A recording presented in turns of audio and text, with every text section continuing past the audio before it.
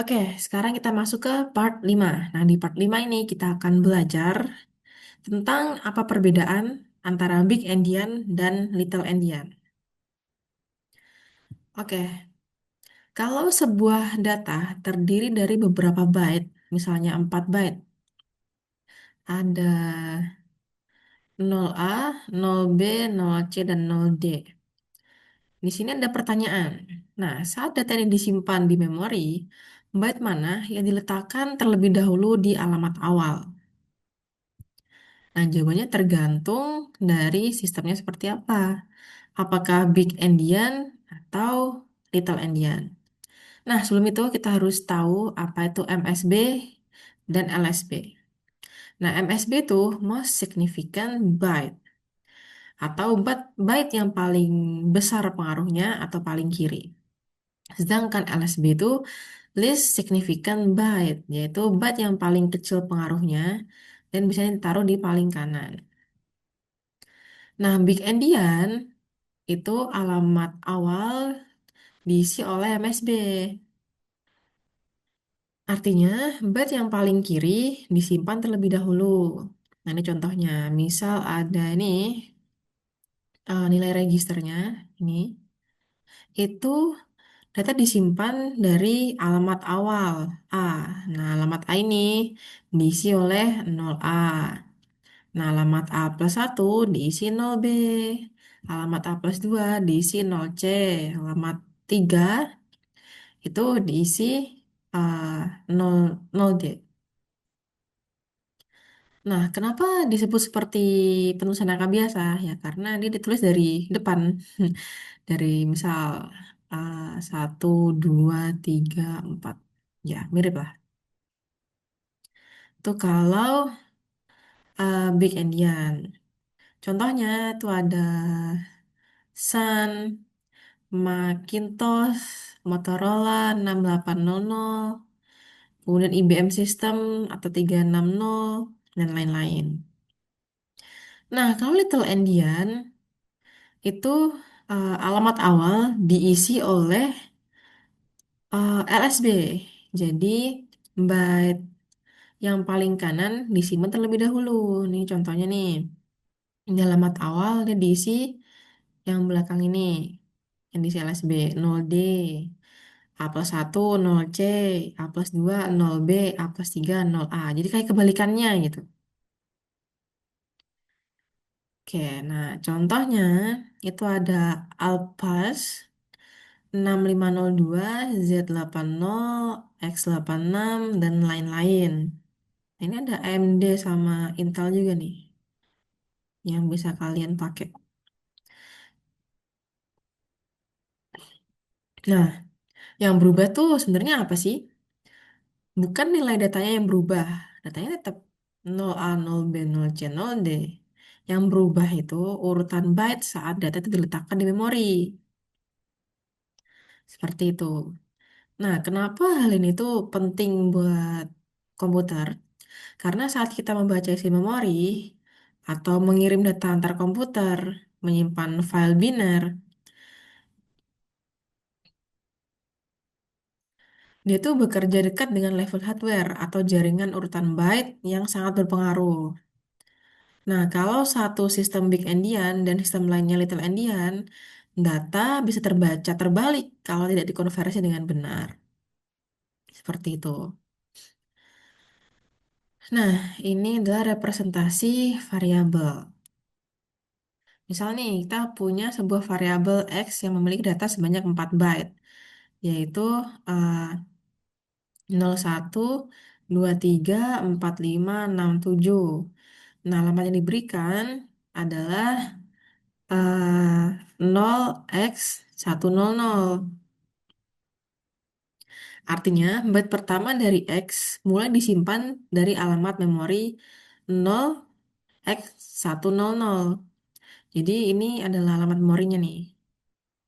Ini alamat awal. Alamat kedua, alamat ketiga, alamat keempat. Nah, kalau big endian kan dia dari depan tuh, dari MSB. Jadi ya kayak biasa, 1, 2, 3, 4, 5, 6, 7. Kalau little endian sebaliknya. Jadi dia 67452301.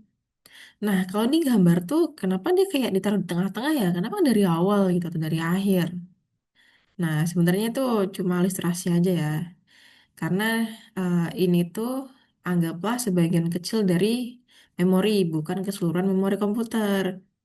Jadi kotak-kotak kosong ini cuma buat nunjukin kalau sebelum alamat 0x100 itu ada memori yang lain. Ini juga, selainnya juga ada memori yang lain. Jadi dia terlihat di tengah. Padahal sebenarnya ya karena yang kita sorot cuma itu aja. Gitu. Oke, lanjut. Nah, di sini ada contoh representasi integer. Dan integer A sekian, integer B sekian, long integer C sekian. Di B ini negatif, A positif. Kalau long integer positif, cuma dia bedanya di long integer aja. Nah, oke. Untuk variabel A, bentar dulu. Ini ada tiga komputer ya, ada Linux, Alpha, dan Sun. Kalau Linux sama Alpha, dia little endian. Kalau Sun, dia big endian. Jadi kalau mau nyimpan variabel A ini, kalau di Linux atau Alpha A, dia ya seperti yang kayak tadi dijabarkan, dia mulai dari depan. Oh iya, kenapa dia dapat 6D 3B00 ini? Dari desimal ini diubah ke bentuk heksa. Nah, ini dia. Desimal 15213. Binarnya untuk desimal ini tuh sekian. Habis itu baru dirubah ke bentuk heksa dibagi 4 ya. Jadinya 3B6D. Nah, dari sini baru dimasukkan ke memori. Kalau Linux atau Alpha A, dia karena little endian dan dari belakang. 6D 3B. Nah, selebihnya 00.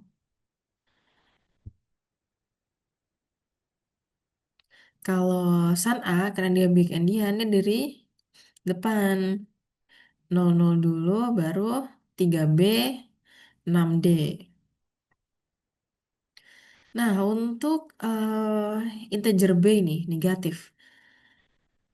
Kalau negatif, itu nggak bisa langsung diubah ke misal ditambahin sign atau gimana. Nggak. Kalau di komputer itu, biasanya menyimpan integer negatif dengan to complement.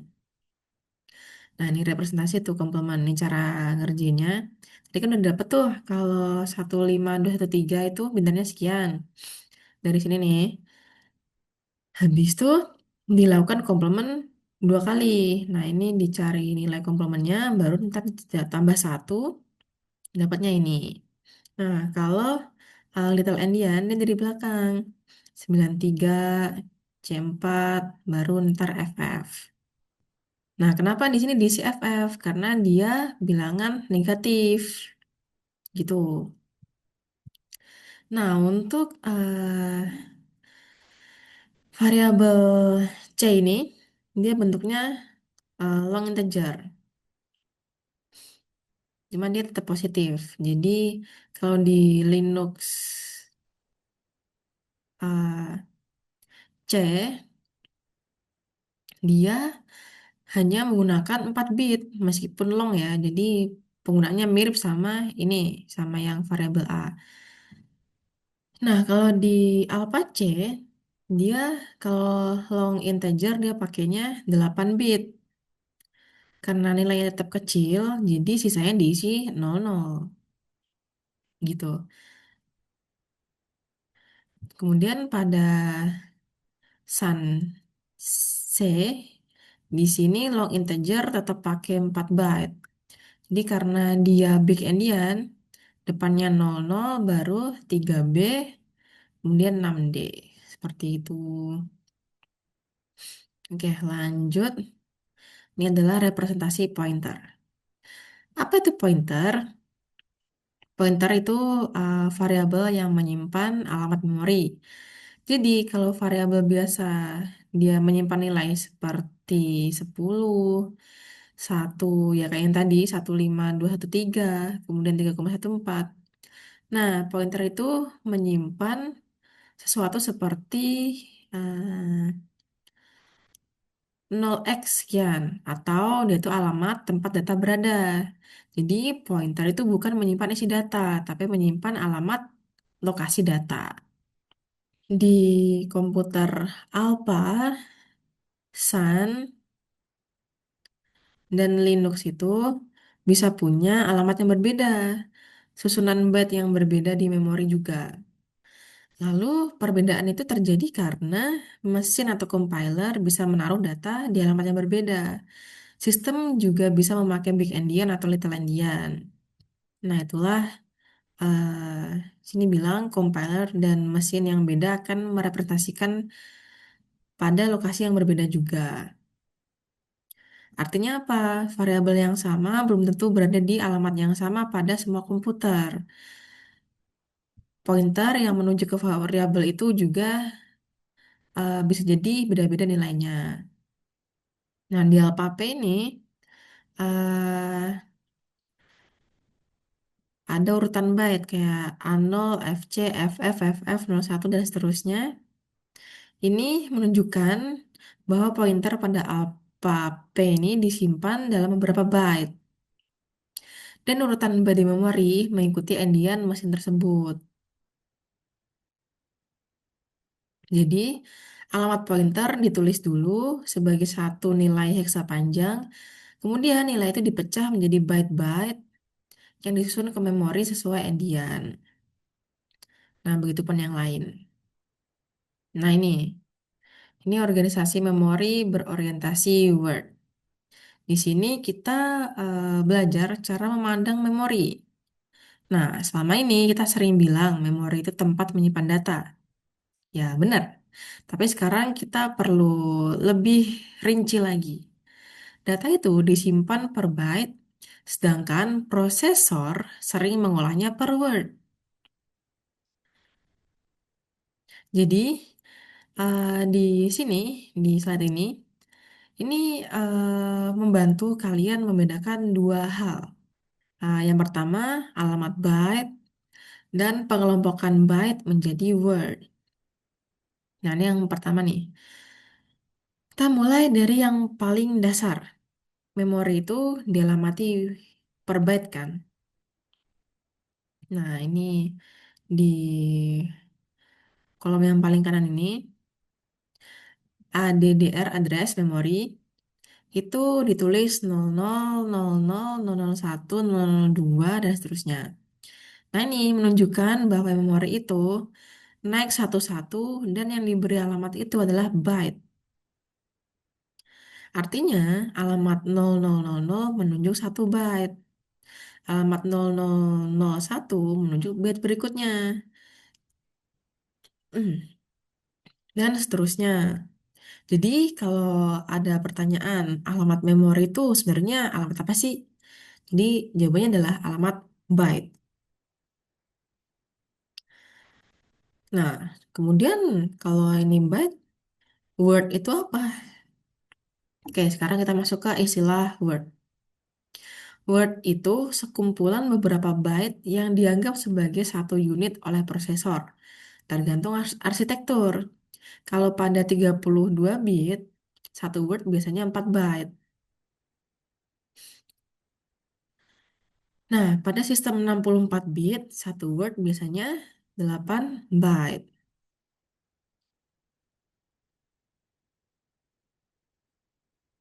Gitu. Jadi kalau byte itu seperti potongan kecil, nah kalau word itu seperti paket yang berisi beberapa byte sekaligus. Gitu.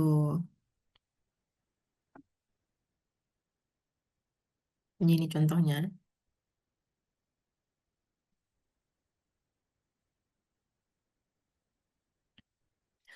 Oke, kenapa hal ini penting buat kalian ketahui?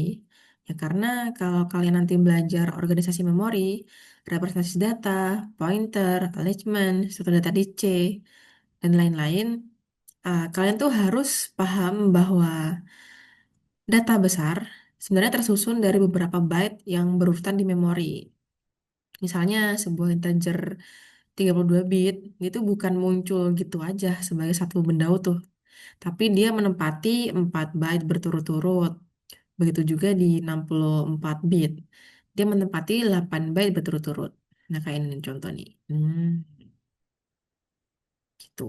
Ini kan sekumpulan dari ini toh. Nah, kalau yang 64 tuh langsung segini. Gitu. Oke, sekarang kita masuk ke part 6. Ini part terakhir ya. Oke. Untuk part 5, apakah ada yang tanyakan? Silahkan. Karena part 5 sudah habis. Jadi sekian. Terima kasih.